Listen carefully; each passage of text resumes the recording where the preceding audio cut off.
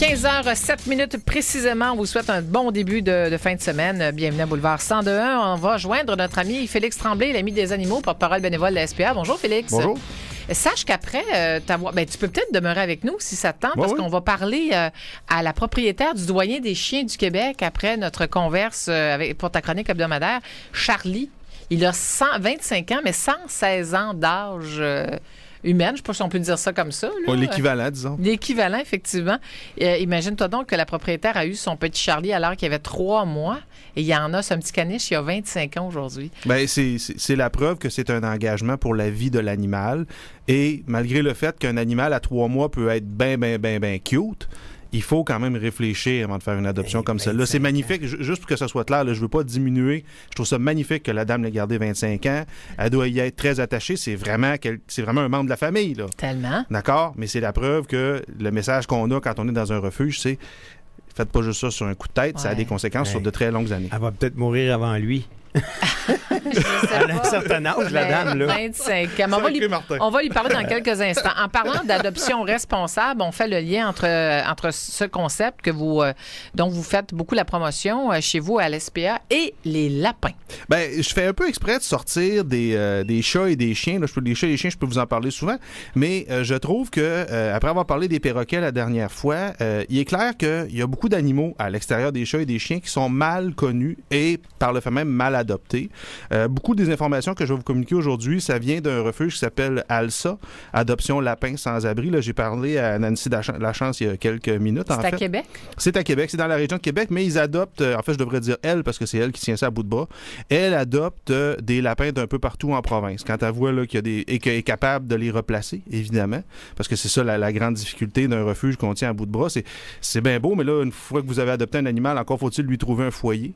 Elle me disait que seulement elle voit passer, a entre les mains d'une façon ou d'une autre, à peu près 300 lapins par année sur la vallée du Saint-Laurent, là, disons entre ici puis Montréal. Mais c'est énorme. Donc, ça veut Félix. dire qu'il y a à peu près un lapin qui est abandonné chaque jour, uniquement de ceux qu'elle récupère. D'accord? Donc là, on ne parle pas de tous les autres refuges qui en reçoivent. À la SPA, on en a souvent. Qu'est-ce qu'elle fait avec tout ça? De façon générale, moi, je suis vraiment impressionné de voir à quel point des gens comme Mme Lachance ou d'autres personnes... Écoutez, j'entends des histoires de gens qui sortent de l'argent de leur REER pour faire traiter des animaux. D'accord? C'est une dévotion qui n'est pas commune. Et moi, j'ai beaucoup d'admiration pour toutes ces personnes. Exact. Vraiment. Donc, elle, ce qu'elle fait, dans la mesure du possible, c'est qu'elle les fait stériliser et ensuite, elle va essayer de les faire replacer. D'accord? On est en train d'essayer de voir comment on pourrait lui donner un coup de main, mais on n'a pas encore conclu là-dessus. OK. Alors, les lapins, on les abandonne trop, surtout dans le temps de Pâques. Là, en fait, le plus gros problème, c'est pas tellement qu'on les abandonne, c'est qu'on les adopte mal au départ. Et d'une certaine façon, si on adopte mal, c'est un abandon programmé. Inévitablement, ça va se terminer en abandon parce que, par exemple, on va vouloir avoir un petit lapin parce que c'est donc ben cute. C'est cute, oui. Exact. Sauf que Mme Lachance me disait que c'est pas nécessairement une bonne idée pour des jeunes enfants. Parce qu'un lapin, c'est comme ben d'autres animaux, ça peut mordre, ça peut blesser. Pas nécessairement, on me racontait par exemple à la SPA, des fois les gens vont mettre leurs doigts dans la cage. Mais l'animal, pour lui, c'est un peu comme si on y tendait une carotte. Exactement, une carotte. Donc des fois, il va mordre pas nécessairement parce qu'il est territorial ou qui veut s'affirmer, juste parce qu'il y a une confusion sur c'est quoi que tu me montres, là. D'accord? Donc, il y a beaucoup de mauvaises perceptions. Souvent, moi, je me rappelle quand j'étais enfant, j'avais un de mes amis qui avait un lapin et le lapin ne sortait pratiquement pas de sa cage ou son enclos parce qu'on a l'impression qu'un lapin, c'est fait pour vivre dans une cage. C'est complètement une conception qui est complètement erronée. La réalité, c'est que son enclos ou sa cage, c'est essentiellement pour dormir. Et dans le jour, si vous le pouvez, l'animal devrait être en liberté dans la maison. Je vous dis pas qu'il devrait aller dans la cour, là, mais devrait être capable de se promener dans la maison. L'autre difficulté, c'est que les gens pensent pas nécessairement à faire stériliser l'animal, ce qui va faire en sorte que, puis Martin, tu as vécu une expérience là-dessus, tu me disais, là, par rapport à la litière d'un lapin, si l'animal n'est pas stérilisé, il va vouloir marquer son territoire. Qu'est-ce que ça veut dire? Ça veut dire qu'il va faire ses besoins un peu partout dans la maison parce qu'il veut montrer qu'il est chez eux. Il y avait des chocolate chips un peu partout. Dans la maison. Alors que si vous avez un lapin qui est stérilisé, les chances sont très fortes. Et Mme Lachance me disait que c'est presque d'instinct. Il n'y a presque pas d'entraînement à faire. L'animal va aller dans sa litière. Naturellement. Va aller faire ses besoins dans sa litière. Donc, mais ça, je savais pas ça. J'apprends ça. Là, ma sœur, elle en a acheté un il y a quelques mois. Là. Ouais. Puis j'ai été surpris de le voir. J'ai dit, c'est quoi ça? Ben, elle dit, c'est sa litière. Il fait tous ses besoins-là. C'est impressionnant. Ben oui, c'est une petite bête intelligente. Il n'y a aucun petit caca ailleurs que dans sa litière. Génial. Comme un chat. Bien élevé. Madame Lachance me racontait qu'elle a un lapin qui... La litière est à l'étage par rapport... et le lapin prend la peine de monter l'escalier, va faire ses besoins et redescend. Là. Donc, c'est la preuve que... Petit lapin.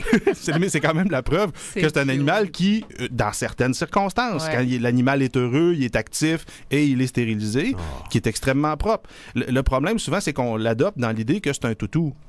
Ce qu'elle me disait, c'est que les lapins n'aiment même pas être pris. Dans les bras? Dans les bras. C'est des animaux qui n'aiment pas être pris dans les bras, peut-être à la longue. Sauf exceptionnellement. Sauf exceptionnellement, ou si c'est un animal que vous avez depuis de nombreuses années et que finalement, il est amadoué. C'est un peu comme on racontait pour les perroquets, Martin. C'est des animaux qui, dans la nature, ne sont pas des prédateurs, ce sont des proies. Et donc, ils sont très lents à donner leur confiance parce qu'ils sont toujours extrêmement vigilants sur ce qui se passe autour d'eux. La confiance de mon oiseau puis me tape ses nerfs. En fait, tu n'as pas la confiance de ton oiseau, tu as l'attirance sexuelle de ton oiseau. C'est une autre histoire. Ah oui, à pont. À part quand tu lui flattes les ailes. OK, c'est bon, ça, cours 101 sur les lapins. Exact. Là. Un lapin qui ne sera pas stérilisé va avoir tendance à être territorial, il peut charger, il peut mordre.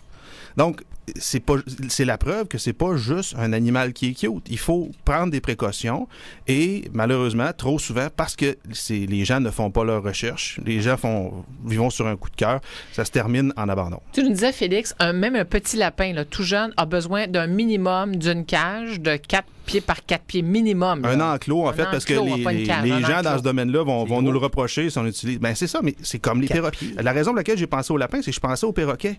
Les gens, ils achètent une toute petite cage en pensant que ça va faire la job. Ben non, c'est la même chose pour le lapin. Si vous le laissez toute la journée dans son 4 pieds par 4 pieds, c'est quand même un espace que la plupart des gens n'appréhendraient pas pour un lapin. Même dans son 4 pieds par 4 pieds, il ne sera pas heureux. Vous avez besoin de le laisser libre dans la maison. Et l'enclos, c'est sa chambre à coucher d'une certaine façon. Donc, imaginez, là, si vous prenez ce que la plupart des gens pensent. Là, quand on pense à un lapin, on pense à une cage de quoi? Un pied et demi par un pied et demi? Mais oui. Mais là, si vous laissez votre lapin là-dedans, c'est comme si vous me laissiez dans une cellule 24 heures sur 24. Oh. Là. Donc, pauvre Félix. Oui, non, je pauvre sais. Lapin. Non, mais pauvre Félix. Non, mais l'image est forte, là. Ben, c'est un peu ça. Fait que, ce que j'essayais de faire aujourd'hui, c'était juste d'amener les gens à avoir une perception un petit peu plus éduquée. Puis quand je fais exprès de parler d'autres animaux que les chats et les chiens, c'est parce que je constate qu'en faisant des téléphones puis en parlant à des refuges qui sont similaires aux nôtres, mais qui sont spécialisés dans d'autres types d'animaux, les mentalités de la population sont 15-20 ans en arrière des chats et des chiens. Aujourd'hui, on laisserait pas un chat, en fait, pour prendre un exemple plus clair, on laisserait pas un chien attaché au bout de sa corde toute la journée comme on voyait quand j'étais enfant. D'accord? Un chien qui jappe toute la journée attaché au bout de sa corde 365 jours par année. Malheureusement, il y en a encore. Il y en a encore, mais il y en a beaucoup moins. Tu as raison. D'accord? Mais du côté des animaux plus exotiques, d'accord? Ou les animaux qui sont moins communs que les chats et les chiens, franchement, les mentalités restent encore à évoluer beaucoup. J'ai une question. Merci. Oui, une dernière question. C'est-tu vrai que les lapins, contrairement à la croyance populaire, ne trippent pas ses carottes? Je le sais pas. Ah! Bonne question. C'était une excellente question. Elle est tellement bonne que j'ai pas la réponse. Chronique. Oui, alors tu vas faire une recherche là-dessus. Les lapins n'aiment pas vraiment les carottes. Il faut déboulonner certains mythes avec Martin Evrel. Merci, Félix. On rappelle, tu es porte-parole de la SPA, porte-parole bénévole de la SPA. Si les gens veulent donner, on a un cocktail bénéfice le 9 mai. Si les gens veulent donner un coup de main, ils ont juste aller sur le site web de la SPA s'acheter un billet. OK, c'est où ton cocktail? C'est dans le secteur du port, mais j'hésite entre deux lieux, donc j'évite. OK, d'accord. 9 mai, donc c'est sur la page Facebook de la SPA de Québec. Tu nous en reparleras vendredi prochain également. Merci, Félix. On te souhaite une excellente fin de semaine. Salut, mon coco.